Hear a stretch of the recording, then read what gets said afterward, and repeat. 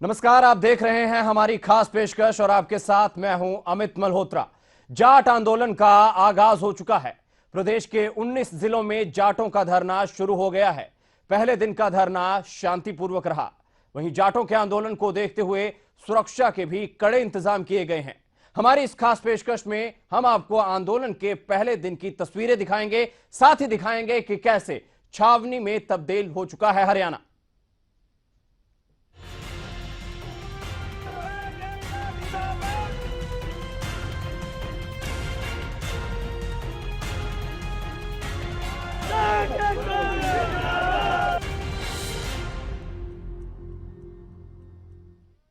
तो जाट आंदोलन का आज से आगाज हो चुका है। प्रदेश के 19 जिलों में यशपाल मलिक गुट आंदोलन कर रहा है। जाटों का दावा है कि इस बार आंदोलन शांतिपूर्वक रहेगा, लेकिन सरकार पूरी तरह से सतर्क नजर आ रही है।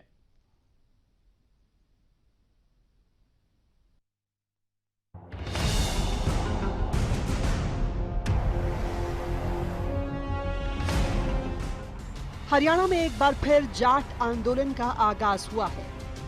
यशपाल मलिक गुट की ओर से रविवार को प्रदेश के 19 जिलों में जाट आंदोलन की शुरुआत की गई है।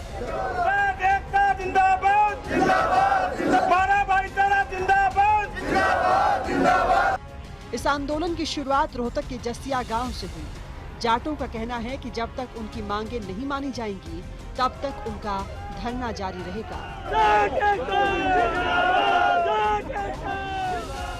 कहीं हवन होगा, कई आदमी इकट्ठे हो रहे हैं और धरने शांतिपूर्वक रहेंगे, अनिश्चित काल के लिए रहेंगे। जब तक सरकार मांगे नहीं मानेगी, जब तक धरने उठेंगे नहीं। गुरुग्राम, पंचकुला और अंबाला को छोड़कर जाटों का धरना 19 जिलों में जारी है और जाटों का दावा है कि इस बार शांतिपूर्वक धरना दिया जाएगा। जो धरना है अनिश्चित काल के लिए है। जब तक हमारी मांगे पक्की नहीं होंगी, तब तक हम धरना नहीं उठाएंगे।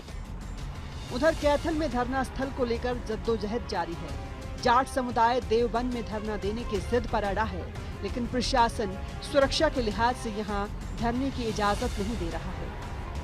ये सिक्योरिटी के पॉइंट ऑफ व्यू से, लॉ एंड ऑर्डर के पॉइंट ऑफ व्यू से यहाँ पे अनुमति नहीं दी गई है। इन लोगों को जो जाट समुदाय के जो लोग हैं, उनको अनुमति दी गई है जफुल्ली में, वहाँ पे इनको अपना धरना प्रदर्शन के लिए। जाटों की मांग है कि जाटों को आरक्षण दिया जाए, जेल में बंद युवाओं को रिहा किया जाए, बीजेपी सांसद राजकुमार सैनी पर कार्रवाई हो, पिछले आंदोलन के घायलों को मुआवजा मिले, मृतकों के परिजनों को सरकारी नौकरी दी जाए। Bureau report, ETV news. तो आज जाटों के आंदोलन का पहला दिन था। आंदोलन को लेकर पहले दिन प्रदेश भर में क्या कुछ हलचल रही, जानते हैं हमारे संवाददाता अनूप की जुबानी। जींद में भी जाट आरक्षण आंदोलन का दिन शांतिपूर्वक रहा। पहले दिन सैकड़ों की संख्या में यहां पर लोग पहुंचे और शांतिपूर्वक धरना दिया, अपनी बातें रखी।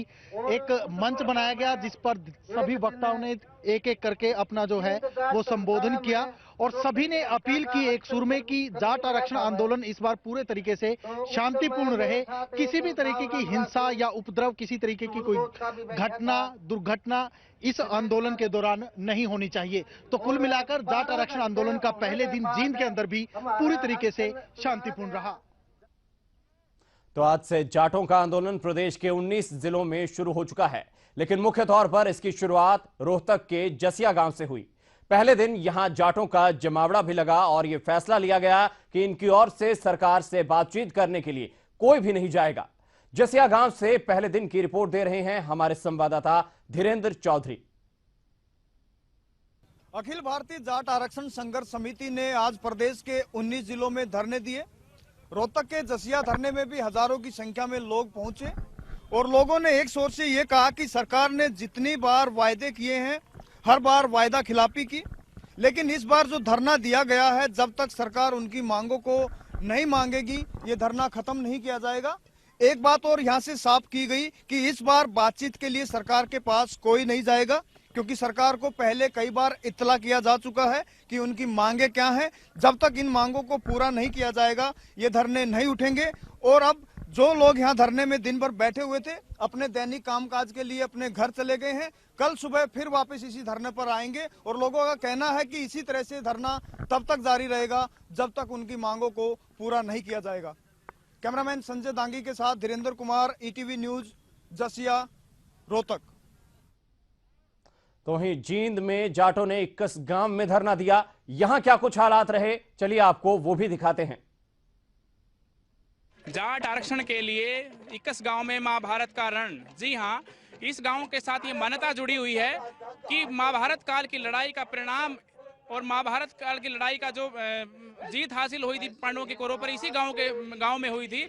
और लगातार 21 दिन की लड़ाई के बाद पांडवों ने कौरवों पर जीत हासिल की थी और अन्याय पर न्याय की जीत इसी गांव से मानी जाती है। और आप देख सकते हैं कि किस प्रकार जाटों ने 21 गांव से आरक्षण के लिए बिगुल बजा दिया है।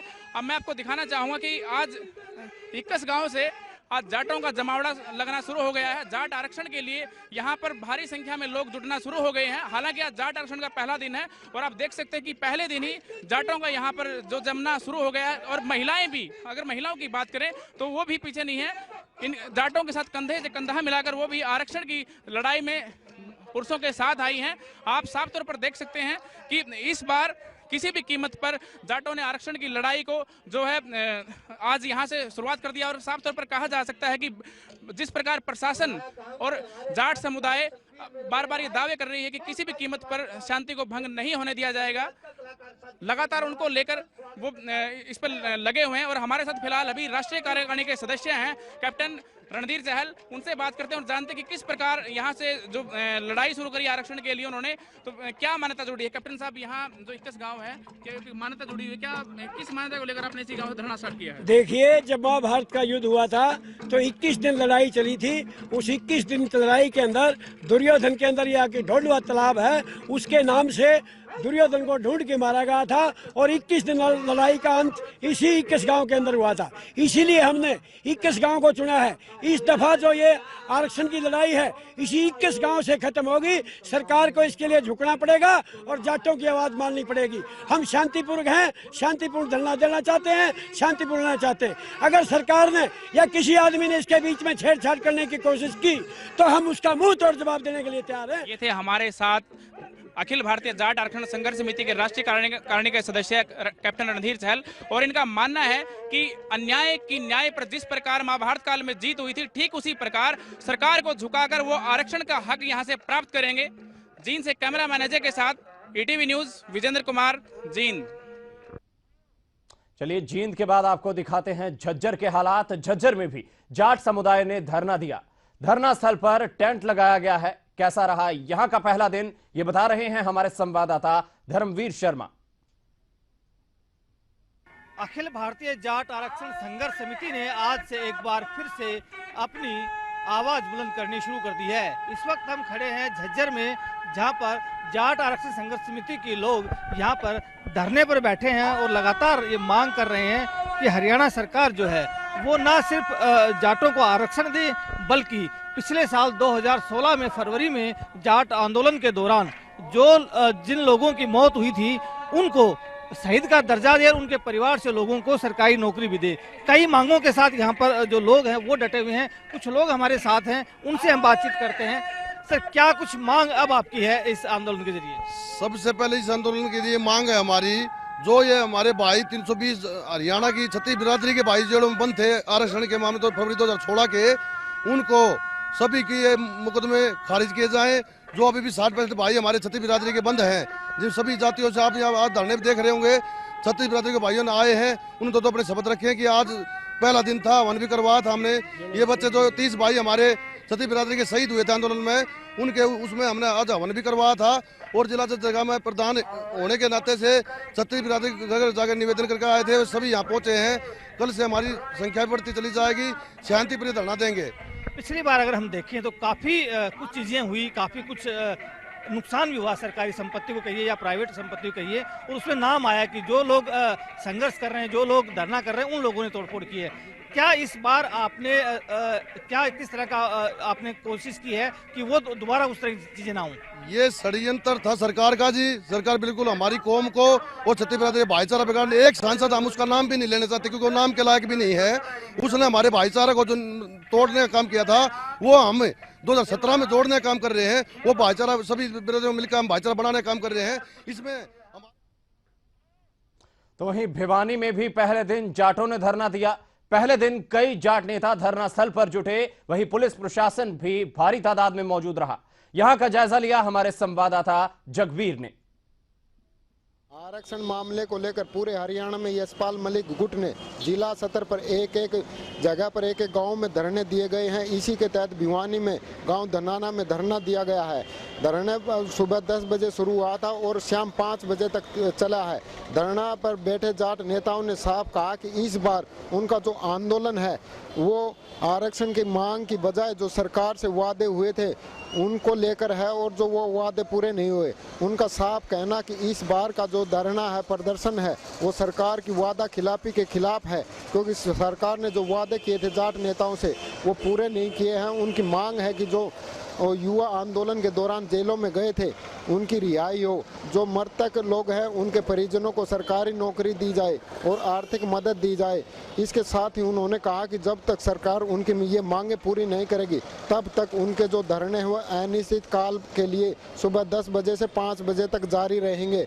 इसके साथ ही अगर सुरक्षा बल की बात की जाए, सुरक्षा की दृष्टि से पुलिस की सतर्कता की बात की जाए तो पुलिस इस बार पहले की बजाय काफ़ी ज़्यादा सतर्क है और हर चौक चौराहे पर पुलिस की जो तैनाती है वो बढ़ा दी गई है।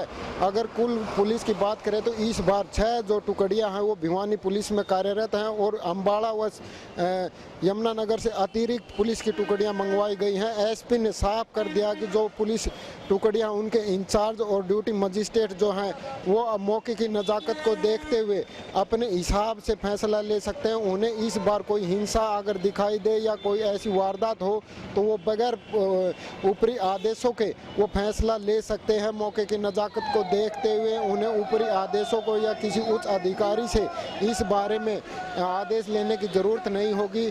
इस प्रकार से कुल मिलाकर लगता है कि जिस तरह से जाट आंदोलनकारी साफ कर रहे हैं कि वो लोकतांत्रिक तरीके से और शांतिपूर्वक इस बार आंदोलन करेंगे और किसी प्रकार के असामाजिक तत्वों को वो अपने आंदोलन में नहीं घुसने देंगे और किसी प्रकार की हिंसा नहीं होने देंगे।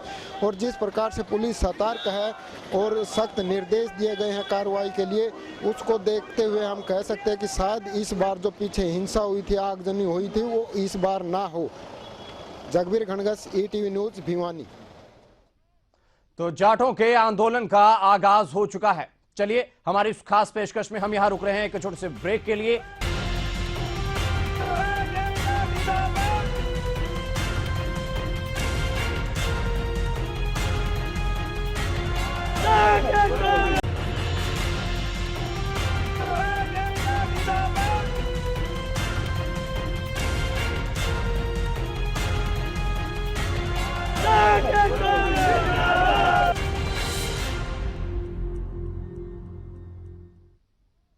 ब्रेक के बाद आपका स्वागत है। आप देख रहे हैं हमारी खास पेशकश आरक्षण पर रन।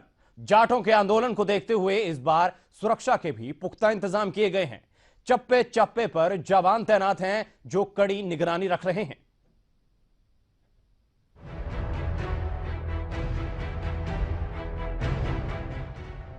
ये किसी छावनी का नजारा नहीं है, बल्कि हरियाणा छावनी में तब्दील हो चुका है। देखिए, चप्पे चप्पे पर जवान तैनात हैं और परिंदे को भी पर मारने की इजाजत नहीं है। हरियाणा पुलिस के जवान, पैरामिलिट्री फोर्स और रैपिड एक्शन फोर्स को प्रदेश के संवेदनशील इलाकों में तैनात किया गया है। प्रशासन के आला अधिकारी भी फ्लैग मार्च कर शांति बनाए रखने की पूरी कवायद कर रहे हैं और ये तस्वीरें बयां करने के लिए काफी हैं कि इस बार अराजक तत्वों से निपटने की फुल प्रूफ तैयारी हो चुकी है। प्रदेश के कई जिलों में धारा 144 लागू है। वहीं झज्जर में इंटरनेट सेवा भी बंद कर दी गई है। साथ ही 5 किलोमीटर के दायरे में आने वाले शराब के ठेकों को बंद करने के आदेश दिए गए हैं। धारा 144 हमने इस बात के लिए लगाई है कि कोई अप्रिय घटना न घटे, इसमें जनता को भी सहयोग देना चाहिए। धरना स्थल के आसपास के इंटरनेट सेवाओं को अवरुद्ध किया गया है। किसी भी तरह के अप्रिय घटना को नहीं होने दिया जाए। कुल मिलाकर सरकार और प्रशासन पूरी तरह से अलर्ट है और किसी भी अनहोनी से निपटने के लिए पूरी तैयारी की गई है। Bureau report, ETV news. तो जाट आंदोलन शुरू हुआ तो इस बार राजनीति भी शुरू हो गई है। जाट आंदोलन को लेकर मुख्यमंत्री ने भी साफ कर दिया है कि कानून तोड़ने वालों को बख्शा नहीं जाएगा, लेकिन वहीं विपक्ष सरकार को घेरने में भी जुट गया है।